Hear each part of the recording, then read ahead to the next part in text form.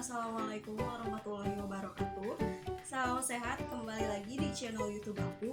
Jangan lupa untuk selalu like, comment, subscribe. Jangan lupa juga untuk selalu view video aku, visit ke channel aku biar terus berkembang ya. Kalian juga bisa terus dapat informasi-informasi dari aku.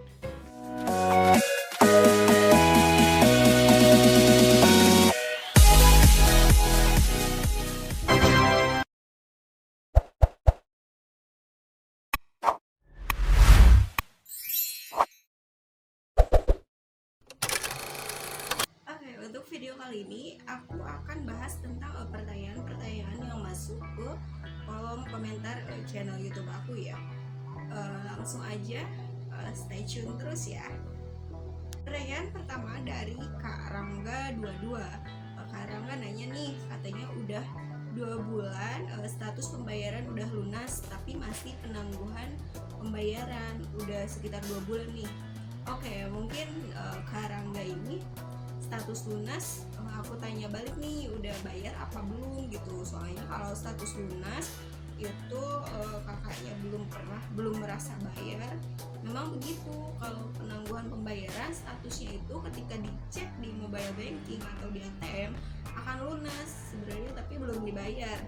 Nah, kalau selama 2 bulan itu memang belum aktif, ada kemungkinan memang belum dibayar. Nah, bayarnya itu harus pas dengan kakaknya mengaktifkan BPJS ini di hari ke-14 gitu.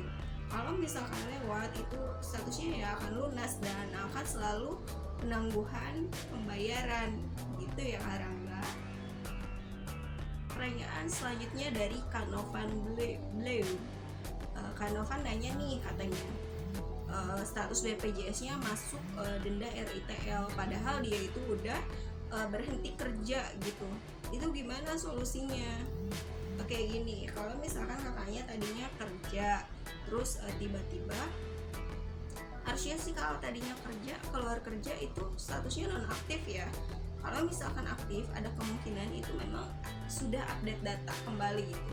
Itu dilihat aja statusnya kakak itu masih pegawai swasta, bukan PPU atau masih ditanggung sama perusahaan gitu.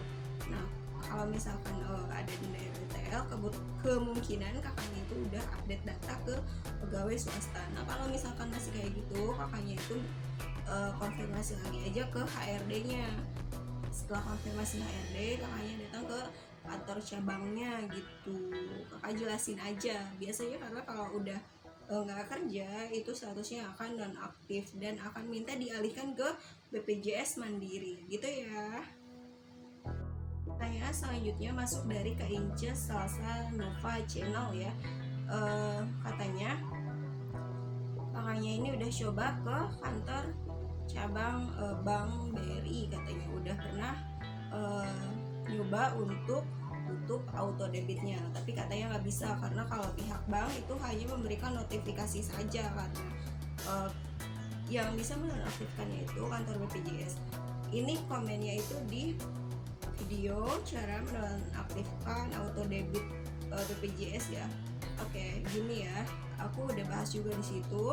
Kalau misalkan auto debit itu biasanya bisa dinonaktifkan ketika pembayarannya memang bermasalah gitu, entah kakaknya tadinya nggak bayar atau ada permasalahan ekonomi lainnya, itu bisa dibicarakan ke kantor BPJS, ke banknya, tapi kayak minta istilahnya rujukan gitu ke kantor cabang BPJS-nya gitu. Jadi harus ada masalah dulu gitu sebelumnya. Kalau misalkan tadinya nggak ada masalah ya kemungkinan tidak bisa untuk dinonaktifkan gitu loh Kak. Oke, pertanyaan selanjutnya dari Kak Vivi Ariesti, katanya, kakak kok ini saya cek tagihannya udah lunas padahal kakaknya belum bayar sama sekali. Pembayaran pertama itu masuk harusnya di tanggal 20 April. Terus dia ngecek katanya pembayarannya udah lunas. Apa memang begitu? Kalau misalkan belum aktif katanya masih penangguhan pembayaran. Iya Kak, kalau misalkan kakaknya belum masuk ke tanggal 20 dan belum dibayar, itu tagihannya akan statusnya itu lunas. Nah, jadi harus pas dibayar di tanggal 20, nggak boleh lebih. Kalau kurang misalkan kakaknya ngecek sebelum tanggal 20 ya statusnya akan lunas gitu. Pertanyaan selanjutnya dari Kak Swastina Manidi, tolong tanya katanya kalau RITL itu berlaku untuk rawat jalan kah? Enggak Kak, RITL itu untuk rawat inap tingkat lanjut. Jadi itu denda yang berlaku ketika kakaknya telat bayar dan selama udah aktif lagi, terus denda RITL yang masih berlaku itu dendanya berlaku ketika kakaknya rawat inap. Itu jadi nanti ada denda yang harus dibayar ketika kakaknya rawat inap. Kalau rawat jalan aman Kak. Selanjutnya dari Kak Gesti Yustiana katanya, Kak kalau misalkan daftarnya lewat Bank BCA tapi nggak ada saldonya aman nggak sih katanya gitu. Terus katanya bayarnya mau pakai e-commerce. Oke, gini ya, itu kan kalau misalkan mau bayar itu di hari ke-14. Nah kakaknya jangan dulu daftar JKN Mobile. Sebenarnya aman-aman aja sih untuk ke Pandawa, pakai nomor rekening yang manapun, yang ada saldonya atau enggak. Yang penting ya satu nomor rekening yang satu kakak dengan kakaknya gitu. Boleh yang ada saldonya atau yang enggak. Untuk masalah nanti bayar mau pakai apapun ya nanti jangan dulu daftar JKN, jangan dulu daftar yang lewat PinPay dan Doku itu. Nah jadi pas hari ke-14 ya itu aja kakaknya bayar, misalnya kalau mau pakai Dana ya bayar pakai Dana nanti di hari ke-14 nya, jangan dulu daftar JKN nya. Kalau memang tidak mau terdaftar otomatis auto debit ya gitu loh. Oke, pertanyaan selanjutnya dari Kalis Nanjar, katanya cara ngecek auto debitnya gimana? Kemarin pas buka aplikasi ada layanan Doku sama ada virtual account-nya. Oke, layanan Doku itu makanya akan terdaftar auto debit memang ketika login mobile JKN pertama kali. Itu di situ ada lewat bank, Doku, PinPay kayak gitu ya. Aku saranin sih kalau kakaknya mau pakai virtual account dan tidak terauto debit itu nanti aja bayarnya pas di hari ke-14. Jadi kakaknya bayar pakai virtual account-nya gitu biar tidak terauto debit. Jadi di hari ke-14 jangan dulu daftar mobile JKN gitu. Oke, pertanyaan selanjutnya dari Kak Danu eFootball, katanya tolong info, katanya dia tuh kakaknya punya BPJS tapi selalu terpotong auto debit di rekeningnya. Itu kenapa? Kakaknya coba cek deh kartu keluarga kakaknya terdaftar nggak sih di BPJS, karena logikanya nggak mungkin ya kalau nggak punya BPJS terus uangnya terauto debit sendiri. Coba kakaknya cek, dipastiin mungkin ada keluarga lain yang terdaftar di BPJS dan mungkin rekening kakaknya didaftarkan sebagai orang yang untuk pembayaran auto debit gitu via bank gitu. Coba dicek aja Kak via Cika atau iya via Cika sih ke ini kebanyakan kalau mau cek, atau di sosial media BPJS Kesehatan di Facebook atau misalkan di Instagram juga bisa. Ya dari Kak Faujian katanya, kalau misalkan ada email notifikasi ke email notifikasi auto debit katanya itu kenapa? Karena tadinya dia bayar manual gitu pakai virtual account. Oke, kakaknya cek mutasi rekening itu bener nggak gitu auto debit dari BPJS atau enggak. Kakaknya tadinya daftar ke Pandawanya itu pakai rekening itu. Kalau iya kemungkinan ya ada gitu, ada kemungkinan memang terpotong dari rekening yang didaftarkan ke Pandawa. Tapi kemungkinan besar juga kalau misalkan mau daftar auto debit itu harus ada verifikasi dari orang yang bersangkutan gitu Kak. Jadi tidak akan ada tiba-tiba pemotongan atau notifikasi pemotongan auto debit kalau misalkan orang bersangkutan tidak menyetujuinya atau tidak mendaftarkan gitu. Oke, pertanyaan selanjutnya dari Kak Kukoh Wicaksono. Kakaknya ini bingung, katanya tadinya habis rawat inap harus bayar, itu bayarnya kemana, terus kertasnya itu dapatnya dari mana, nanti dilunasinnya kemana.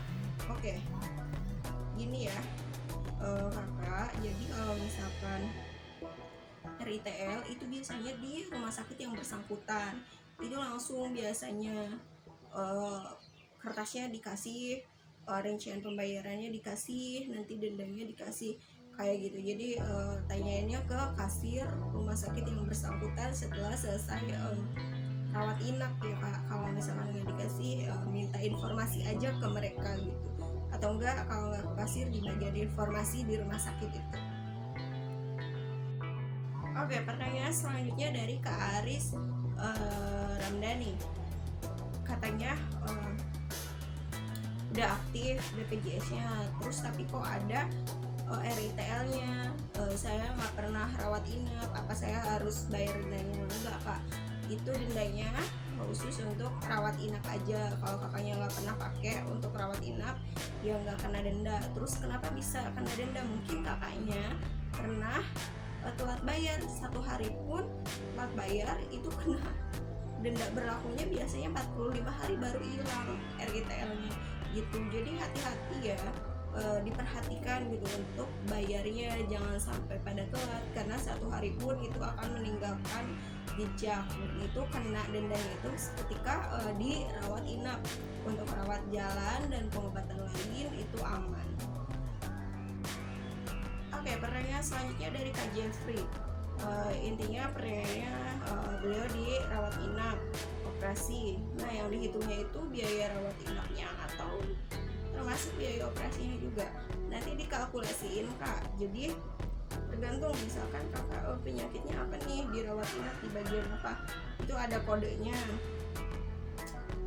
Biasanya di rumah sakit itu untuk rawat inap tergantung dari penyakitnya. Nah itu nanti dikalkulasiin yang 5% itu tambah 5% dikali biaya nunggak ya, bulan nunggak terlambatnya itu berapa bulan gitu Kak. Pertanyaan selanjutnya dari Kak Makeu. Katanya saya baru bikin BPJS 1 minggu yang lalu, masih masa penangguhan pembayaran, apa kartunya tidak bisa dicetak? Belum bisa kak. Setelah kakaknya pembayaran pertama di hari ke-14 setelah kakaknya daftar, terus bayar iurannya yang pertama kali, baru bisa cetak kartunya. Memang begitu ya sistemnya. Jadi kalau misalkan belum masuk iuran pertamanya, itu JKN-nya masih kekunci semuanya, jadi belum bisa dicairkan.